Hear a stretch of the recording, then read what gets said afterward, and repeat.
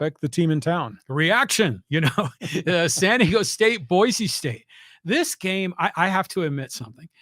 I didn't realize it was on Friday night.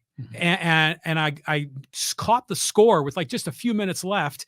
And I went, oh, crap, I missed the game. And it turned out to be a pretty wild one. It was a really good game. Back and forth, big chunk plays, very physical. I thought both teams played really well. To me, it was 1 and 1A because Boise State's the one picked to win the conference. And I kept saying San Diego State is going to come out of this non-conference schedule, and you watch, they're going to play pretty competitive football.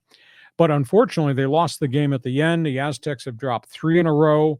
Ashton Genty, this sophomore running back, he did things against San Diego State's defense never seen anybody do in modern time. Now, maybe the Aztecs were running. Their formations were skewed.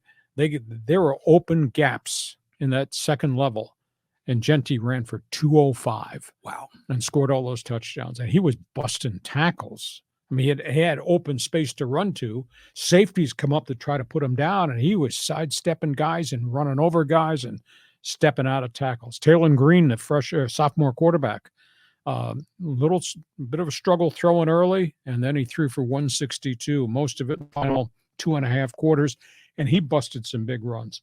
I think Jalen Maiden is just a warrior at quarterback. They call him Moose.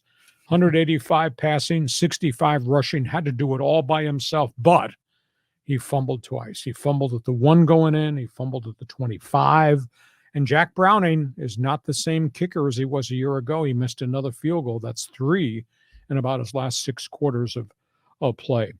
And then here's the other storyline here, and I'm going to touch a hot button, I'm sure. This fight for first place in the Mountain West, this is a big game on the schedule. They sold only 14,300 tickets at Snapdragon. The place was half empty. And I'll ask Aztec fan, all 3 of you, you're invited to join us in the fans forum. Where the hell are the fans? Where's the alumni?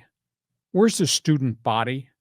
I mean, a program that over the last decade's been pretty good. Brady Hoke to Rocky Long, back to Brady Hoke.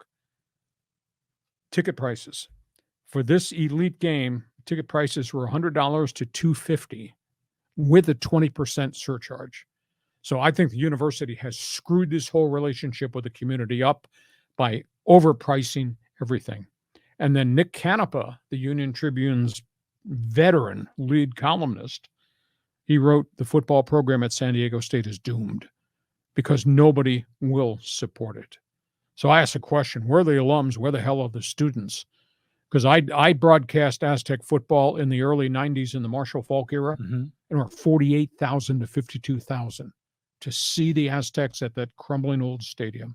Now you got a shiny new stadium with coaches with a pretty good track record, and nobody's coming to see it. So you talked about missing the game till the end. You saw some fireworks at the end. You respond, where the hell are the alums? Where the hell is the student body? And is this program doomed? Oh, I don't think it's doomed. I mean, we were just a year ago, we were talking about how the future looked bright. They were going to go to the Pac-12 and everything was going to change. I just think it's been that series of all kinds of misfit problems. There was COVID. They were out of town for 2 years, the new stadium, the high prices, the quarterback crisis, yeah, the Burmeister thing and everything last year. And, granted, they scored a lot of points, for the Aztecs this last game, but their offense had been sputtering. It hadn't been a really entertaining product. But you figure when they built that, build it and they will come, and they're not coming. And so, yeah, I think they have to take another look at this. Now, when I discover that holy crap, the game is on Friday night, which shocked me. And I quickly looked at the stats, and I looked at the passing completion percentage, the rushing yards, the throwing yards. The Aztecs played pretty darn well, but where they blew it was in the turnovers. And it seems like that's what flipped the game just by looking at the box score. Well, they blew it because of the chunk plays, and that running back ran wild. I mean, I was absolutely stunned. But they go to Air Force, big challenge this weekend. Not going to be easy because you're stepping out of the box to try to defend something you hardly ever see, hardly ever practice against. And They're going to need Jalen Maiden to make some big plays down the field.